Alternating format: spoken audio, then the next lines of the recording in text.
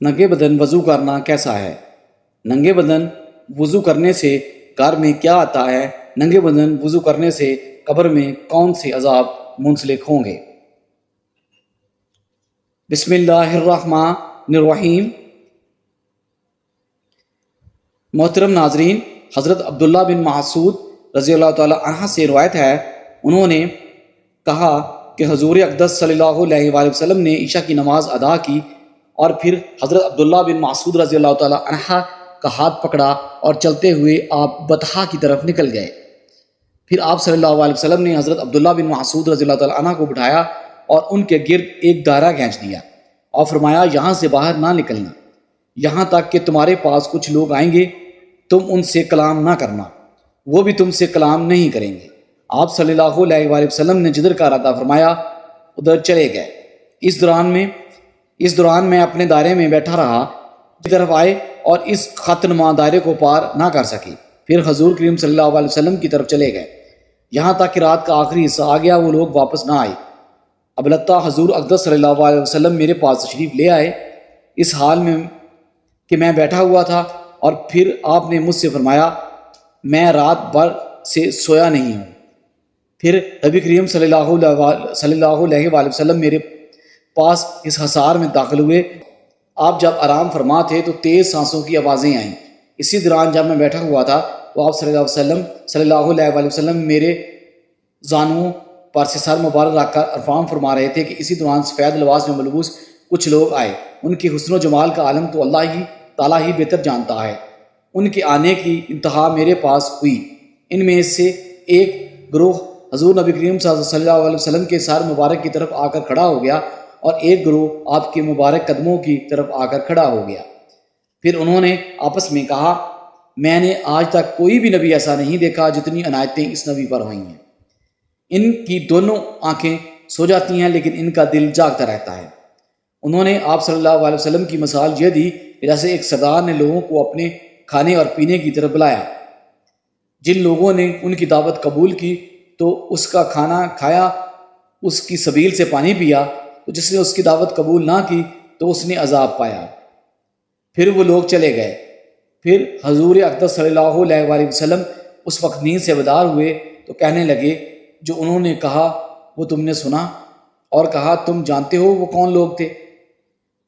میں نے عرض کیا کہ اللہ تعالیٰ اور اس کے رسول کریم صلی اللہ علیہ وآلہ وسلم سب سے زیادہ اور بہتر جانتے ہیں۔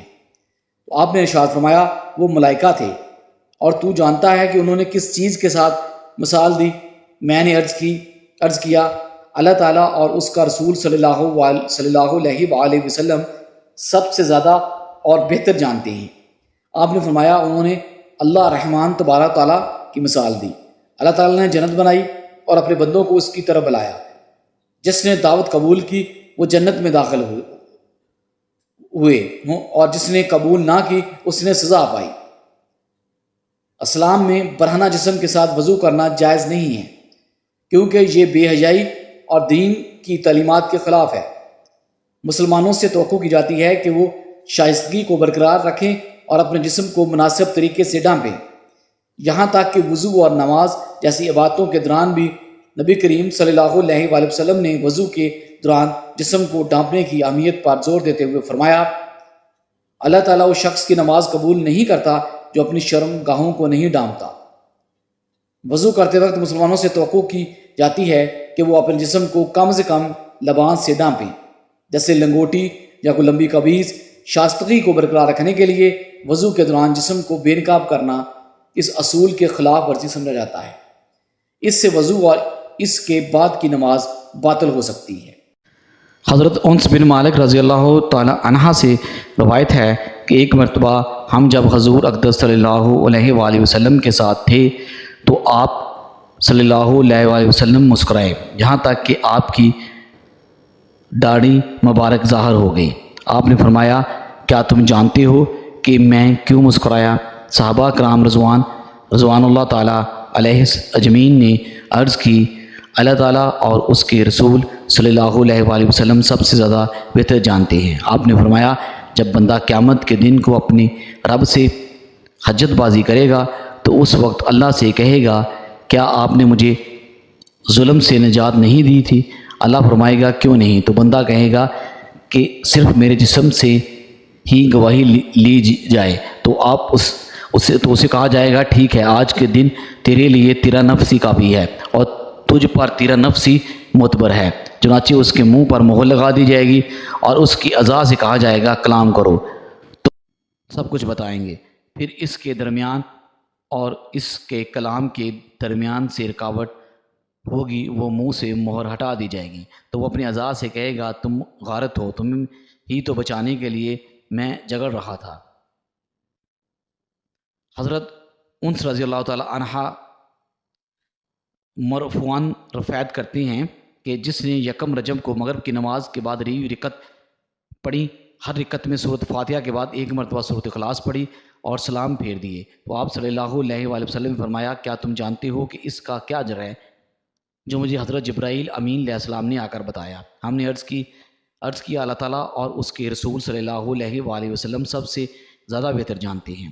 تو آپ صلی اللہ علیہ وآلہ وسلم نے فرمایا اللہ تعالیٰ اس کی جان کی، اس کے گھر والوں کی اور اس کے بچوں کی حفاظت فرمائے گا اور اسے قبر کے عذاب سے محفوظ رکھے گا اور اسے بغیر کسی حساب کی بجلی کی سی تیزی کے ساتھ پل صراط سے گزار دے گا۔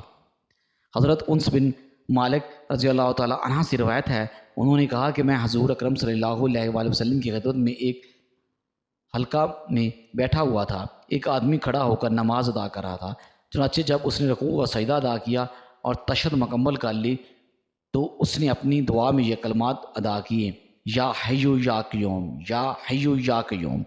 تو حضور اقدس صلی اللہ علیہ وآلہ وسلم نے اپنے صحابہ کرام رضوان اللہ تعالیٰ اجمعین سے ارشاد فرمایا کیا تم جانتے ہو کہ اس نے کس چیز کے ساتھ دعا مانگی؟ صحابہ کرام نے عرض کیا اللہ تعالیٰ اور اس کے رسول صلی اللہ علیہ وسلم سب سے زیادہ بہتر جانتے ہیں۔ تو آپ نے ارشاد فرمایا مجھے اس ذات کی قسم جس کے ہاتھ میں میری جان ہے، اس نے اللہ تعالیٰ کے سب سے بڑے نام کے ساتھ دعا کی، جب بھی اس نام کے ساتھ دعا کی جائے تو اللہ تعالیٰ قبول فرماتا ہے، اور جب بھی اس نام کے ساتھ مانگا جائے تو اللہ تعالیٰ عطا فرماتا ہے۔ حضرت انس بن مالک رضی اللہ تعالی عنہ سے روایت ہے کہ انہوں نے کہا کہ میں نبی کریم صلی اللہ علیہ وآلہ وسلم کی ہمراہ مدینہ منورہ کی ایک گاٹی میں داخل ہوا اور میرے پاس قضائے حاجت کے لیے پانی بھی تھا۔ آپ وادی میں داخل ہوئے، پھر آپ نے اپنا سر اٹھایا اور اپنے ہاتھ کے اشارے سے مجھے اپنے قریب بلایا اور فرمایا پانی رکھو اور وادی میں داخل ہو جاؤ۔ میں بھی داخل ہوا۔ ایک پرندے کو میں نے دیکھا کہ وہ درخت پر اپنی چونچیں مار مار کر چیخ رہا تھا۔ آپ صلی اللہ علیہ وآلہ وسلم نے پوچھا کیا تو جانتا ہے یہ کیا کہہ رہا ہے؟ میں نے عرض کی اللہ تعالیٰ اور اس کے رسول صلی اللہ علیہ وآلہ وسلم سب سے زیادہ بہتر جانتے ہیں۔ تو آپ نے فرمایا وہ کہتا ہے اے اللہ تو عدل کرتا ہے، ظلم نہیں کرتا، نہ ہی کوئی چھپانے والا تو اس سے کچھ چھپا سکتا ہے، اور مجھ سے میری نگاہ روک لی۔ اے اللہ میں بھوکا ہوں، مجھے کھانا کھلا۔ تو ایک ٹڈی آئی اور اس کی چونچ میں داخل ہو گئی، تو اس نے اس پر منہ بند کر لیا، پھر وہ اپنی چونچ مارنے لگا۔ آپ صلی اللہ علیہ وآلہ وسلم نے فرمایا کیا تو جانتا ہے کہ یہ اب کیا کہہ رہا ہے؟ میں نے عرض کی اللہ تعالیٰ اور اس کا رسول صلی اللہ علیہ وآلہ وسلم سب سے بہتر جانتے ہیں۔ آپ نے ارشاد فرمایا وہ کہتا ہے جو اللہ تعالیٰ پر بھروسہ رکھتا ہے اللہ تعالیٰ اسے نہیں بھولتا، اور جو اللہ تعالیٰ کو بھول گیا اس نے خطا کی، اس دن کے بعد وہ مشوش ہو گیا۔ رزق بذات خود اپنے تلاش کرنے والے سے زیادہ اسے تلاش کرتا ہے۔ حضور صلی اللہ علیہ وآلہ وسلم نے فرمایا اللہ تعالیٰ تجھے ہدایت پر قائم رکھے، آمین۔